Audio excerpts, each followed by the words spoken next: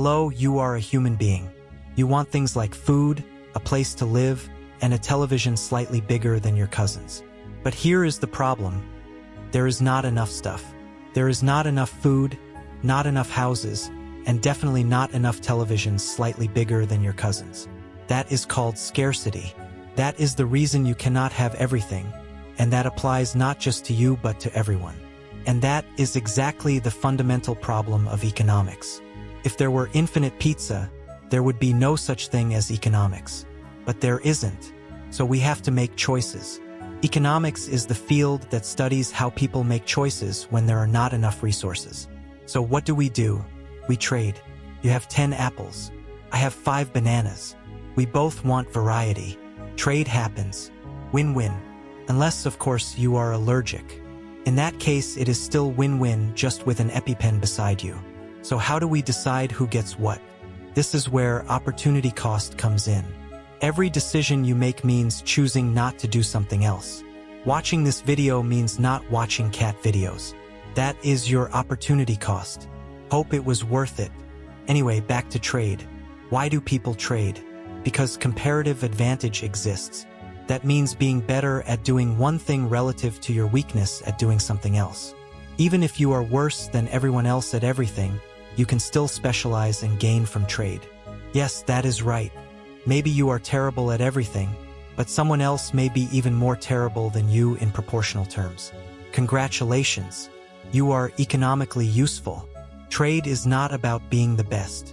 It is about being the least bad at the right thing. Okay, we have scarcity, trade, opportunity cost, and comparative advantage. Let's put them in a box and shake it a little. Boom, a market appears. A market is the place where buyers and sellers meet to exchange goods and services. It can be a neighborhood market, it can be Wall Street, or it can be your cousin selling you a Fortnite skin through PayPal. The main rule that keeps markets running is incentives. People respond to incentives.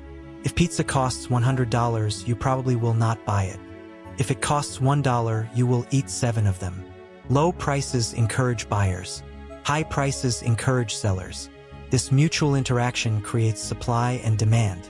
Demand is how much people want something at a certain price. Supply is how much people are willing to produce of that thing, again at a certain price.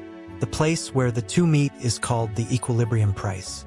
It is the magical point where everyone who wants to buy finds someone who wants to sell. If supply increases, prices fall. If demand increases, prices rise. Unless, of course, the government steps in and says, no, that is not how it is going to be. That is called price control. In other words, trying to ignore economics. It usually does not end very well, but we will come back to that later. Now, what if someone does not like their role in the market? Let's say you produce shoes, but you feel like having pancakes. You go and get a job. You earn money. Money is simply a medium of exchange. That way, it eliminates the nonsense of saying, let me give you a goat in exchange for some Wi-Fi. Money also serves as a unit of account so we can count things, and as a store of value so we can save up to buy bigger televisions later. In other words, money is the lubricant of the economy, keeps the gears of trade turning. Then we invented banks. Banks collect deposits and lend that money to other people. In return, they charge interest. Interest is the cost of borrowing. So where does all of this take us? Markets coordinate people through prices and incentives, but they do not care about justice, emotions, or whether you stubbed your toe this morning. They only respond to signals. That is what we call the invisible hand. It is not magic. It is mathematics, desire, and desperation working together in silence. Let's continue. Let's say you want toast, but not ordinary toast. Avocado toast. For that to happen, someone has to grow avocados. Someone else makes the bread. Someone else transports both to the cafe. Someone else puts them together, and someone else charges you $14. That is called a supply chain. It is the sequence of steps that turns raw materials into a final product and then moves it. You can think of it as a Rube Goldberg machine working for breakfast. But all supply chains begin with land, labor, and capital. These are the factors of production. Land means natural resources: avocados, wheat, oil, lithium, air. In a sense, labor is the work people do: planting, harvesting, transporting, selling, pretending to smile. Capital is the man-made tools used to produce other things: tractors, factories, computers, espresso machines. You bring these inputs together and get output. So how much output? That depends on productivity.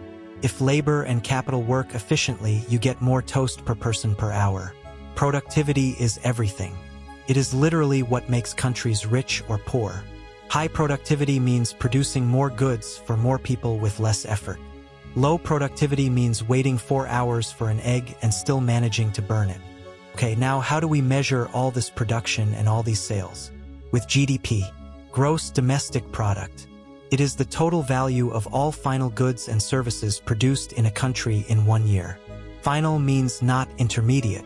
You do not count the flour and the bread separately, you count only the bread. Otherwise, you would be counting the same thing twice. That would be cheating. There are 3 ways to calculate GDP. The first is the production approach. You add up the value added at every stage of production. The second is the income approach. You add up all the incomes earned, including wages, profits, rents, and interest. The third is the expenditure approach. You add up all spending. GDP equals C plus I plus G plus X minus M. Here, C is consumption, meaning you buying things. I is investment, meaning companies buying machines or building things. G is government spending on roads, schools, and military parades. X is exports, the things we sell to other countries. M is imports, the things we buy from them. Exports are added to GDP. Imports are subtracted. Because GDP is about what is produced here, not what is bought here. But do not get too excited about GDP. It does not account for unpaid labor, black market activity, whether you are happy, or whether GDP was generated by selling weapons to small children. That is why some people prefer GDP per capita. In other words, GDP divided by the population to compare living standards. It is flawed, but useful, like a microwave without a door. So what raises GDP? Usually more capital, better technology, higher labor productivity, and sometimes simply more people. But growth is not always good. If it comes from destroying forests or turning every river into a sewage pipe, it is technically growth, but not the enjoyable kind. GDP is also sensitive to business cycles. Sometimes the economy grows. That is called a boom period. Sometimes it shrinks. That is called a recession. And if it shrinks very badly for a very long time, that is called a depression. These cycles are partly natural, but they are also affected by aggregate demand and aggregate supply. If demand outpaces supply, prices rise. That is called inflation. If supply collapses but people still want things, prices still rise. That is also inflation, but this time with more misery attached. And if both demand and supply collapse, welcome to stagflation. It is like depression, but prices are higher and existential anxiety is greater. So why does avocado toast cost $14? Maybe there is a supply shock. Drought in Mexico, fungal disease in Peru, rising fuel prices. Maybe shipping containers got stuck in a canal. Maybe demand increased. Millennials love brunch. Instagram loves its photo. Prices respond accordingly. Maybe there is simply price discrimination. The cafe knew you would pay for it. And maybe, just maybe, the issue is inflation. Okay, now let's talk about money. Not money in the sense of, I want it, but in the sense of, what is this? Money is not just cash. It is any kind of medium of exchange that people accept in return for goods and services. Throughout history, money has been rocks, cows, cow-shaped rocks, gold, paper, numbers on a screen, and for a brief period, NFTs. What matters here is trust. If enough people believe something is money, then it is money. Money also serves as a unit of account so that we can count things, and as a store of value so that we can save for the future. When that value disappears, for example during hyperinflation, money stops being money. So how much money should there be? Good question. If there is too little, the economy stalls. If there is too much, prices rise. That is inflation again. And it is measured by indicators such as the Consumer Price Index, CPI. Think of a weighted consumption basket that includes bread, rent, eggs, coffee, and for some reason probably a USB cable too. So why don't we just print more money? You can. That is called monetary expansion. But here is the problem. If everyone suddenly gets more dollars in their hands while the number of goods in the market stays the same, demand rises but supply does not. Then prices increase. Because that is how supply and demand work. If more money chases the same amount of goods, prices go up. That is inflation. Hyperinflation, on the other hand, is when prices rise so fast that your wallet starts burning before you even open it. Example, Zimbabwe, 2008. Annual inflation was 89.76 trillion%. That means 897 followed by 20 zeros. They had $100 trillion banknotes. And still you could not afford lunch. So who decides how much money should be printed? Central banks. Every country with its own currency has a central bank. In the United States, that is the Federal Reserve. In Europe, it is the European Central Bank. In Monopoly, it is whoever cheats the fastest. Central banks have two major duties. The first is controlling the money supply. The second is setting interest rates. Interest rates are the price of borrowing money. High interest rates make capital more expensive, so people and companies borrow less and the economy cools down. Low interest rates make capital cheaper, which means more spending and investment, and the economy heats up. That is called monetary policy. Tight monetary policy fights inflation. Loose monetary policy supports growth. There is also quantitative easing, or QE. That is when central banks buy financial assets such as government bonds from commercial banks in order to pump money into the economy. So it is like printing money, but with extra steps and spreadsheets. So where does all this money actually come from? The answer, largely from loans. Commercial banks create money when they issue loans. Your mortgage is new money. Your car loan is new money. The canoe you bought on a sudden whim is also new money. They do not lend out the physical cash in the vault. They simply type numbers into your account. That is called fractional reserve banking. Banks keep only a fraction of deposits in reserve. They lend out the rest as credit. Of course, that works only until everyone wants their money back at the same time. That is called a bank run. If enough people panic, the bank collapses. That is why deposit insurance exists, so that panic does not form. In the United States, this is called the FDIC. Other countries have similar systems. Now let's move on to taxes. Governments like spending money on roads, schools, $80 million warplanes that crash during test flights, and sometimes commemorative coins that nobody wanted. But governments do not sell products. So where do they get the money? From taxes. Taxes are mandatory payments made by people and companies to the state. If you do not pay, first a harsh letter arrives, then things get more serious, and eventually prison can even happen. There are different types of taxes. Income tax is the share taken from your salary. Corporate tax is the share taken from company profits. Sales tax, or VAT, is the share taken from what you spend. Property tax is the share taken from your home. Capital gains tax is the share taken from a successful investment.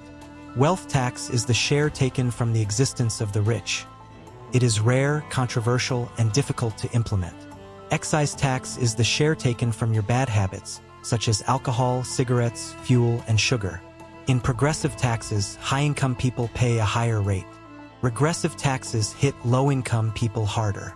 Flat taxes do not care who you are. Everyone pays the same rate. Governments use this money to finance public goods. Things everybody uses, but nobody would willingly want to pay for a loan.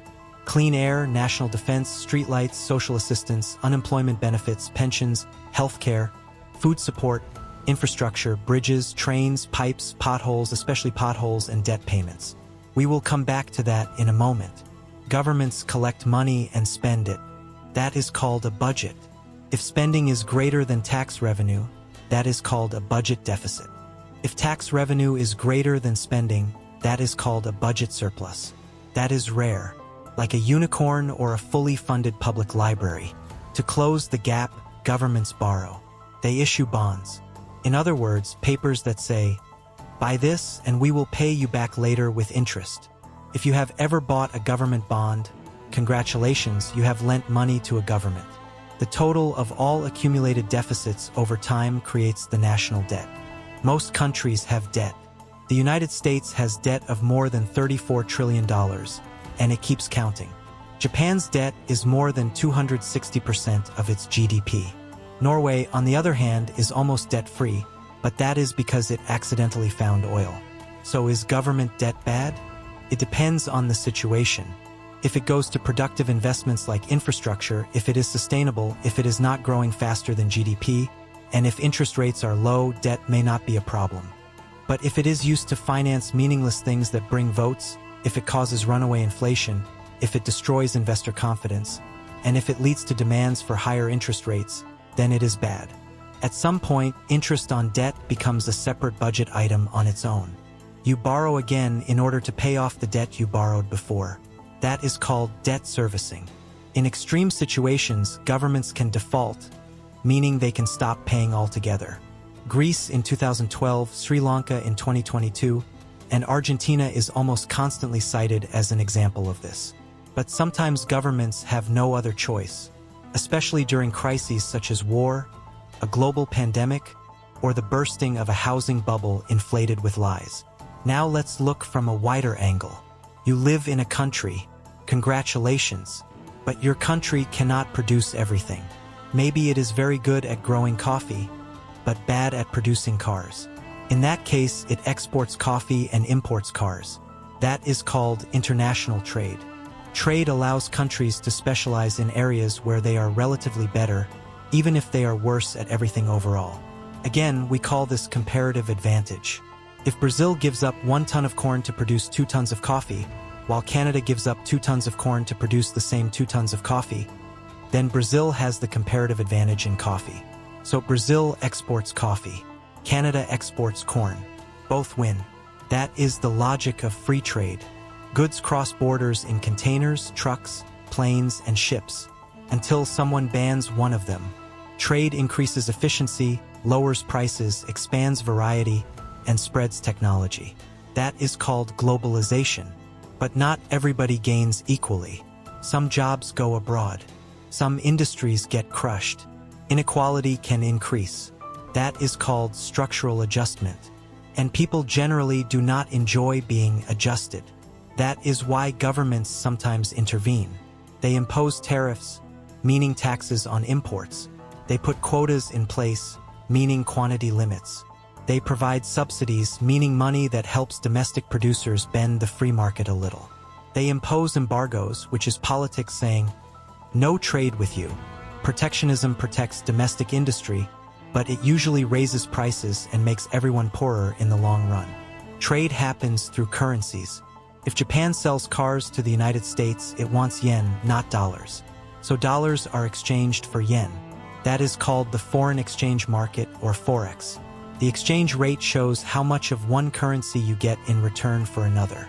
If $1 equals 150 yen, that is nice.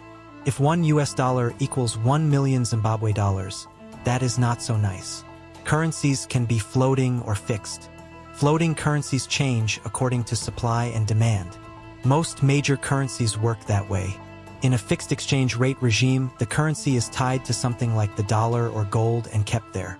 Exchange rates move because of interest rates, inflation, trade balance, investor confidence, wars, coups, scandals, and tweets. If your currency loses value, your exports become cheaper. That can be good for trade, but imports become more expensive. If your currency gains value, you can buy foreign goods more easily, but your exports become more expensive. That is bad for domestic producers. That is why countries try to manage their currencies. Sometimes subtly, sometimes openly. This is called currency manipulation. China has been accused of it. Others too. The United States mostly complains about it. If a country has borrowed in a foreign currency like the dollar and its own currency collapses, repaying that debt becomes harder. That is called a currency crisis. Mexico in 1994, Thailand in 1997, and Argentina are almost constantly mentioned among these examples. Global trade also depends on supply chains. Everything looks fine until the chain breaks. For example, in 2021, A single container ship blocking the Suez Canal stopped 12% of global trade, delayed 400 ships, and cost the world economy around $10 billion per day. One ship, one canal, a powerful reminder of how fragile globalization is. And then there are chips, not the kind you eat. Semiconductors produced in a few highly specialized facilities in East Asia. The chip shortage in 2020 made used cars more expensive than brand new ones. That is called a supply shock, and it breaks everything. Now let's get a little into your life. You wake up, go to work, and get paid. That is labor economics. Jobs are a market where human time is bought and sold. Companies buy it. That is demand. Price is wages. In theory, as demand rises, wages rise. As supply rises, wages fall. In reality, things do not work that neatly, because workers are not machines. They value free time. In fact, sometimes when wages rise too much, they work less. That is called the backward-bending labor supply curve. Firms hire you only if the value you produce is greater than your wage. That is called marginal revenue product. You may be producing $100 of value per hour, but they give you $25. The rest is their profit, not yours. If wages rise, automation steps in. Still, people lose jobs. That loss can be frictional, meaning during a job transition period. Can be structural, meaning because you have the wrong skills. Can be cyclical, meaning during a recession. Or it can be seasonal, like Santa Claus. And if you stop looking for work, congratulations, you become statistically invisible. If minimum wage is set correctly, it helps the poor. If it is set too high, firms cut working hours, raise prices, or replace you with a touchscreen kiosk. Research says small increases do not create problems. Large jumps can be damaging. Now let's pull back a little more. Why do some people earn so much more money than others? That is called the wage gap. Its causes can be skill, experience, discrimination, luck, inheritance, and maybe a little atmosphere too. CEO salaries were about 20 times worker wages in the 1960s, but today they have risen to 350 times. The reason is not that CEOs suddenly turned into superheroes. It is stock options, weakening bargaining power, and old-fashioned market power. Unions used to push back against this, but outsourcing, laws, regulations, and corporate emails themed around "we are a family" weakened that greatly. As a result, labor markets are a complete mess because people are not commodities. Let's continue. You earned money. So now what are you going to do? Hide it under your bed? Or make money from money? That is called finance. Markets are places where claims on future money are bought and sold. These can be stocks, meaning shares in companies. They can be bonds, meaning loans. They can be derivatives, meaning new bets built on top of bets. Or they can be crypto, meaning math-powered casino chips. Why do they exist? To connect people who have money with people who need money. Stocks move not only according to profits, but according to expectations. That is called the efficient market hypothesis. The idea that all information is already reflected in prices. You cannot beat the market, unless you are very lucky, cheating, or Elon posted something again. Bonds are boring but very important. You lend money, they pay you interest. You could call them safe until governments stop paying their debts.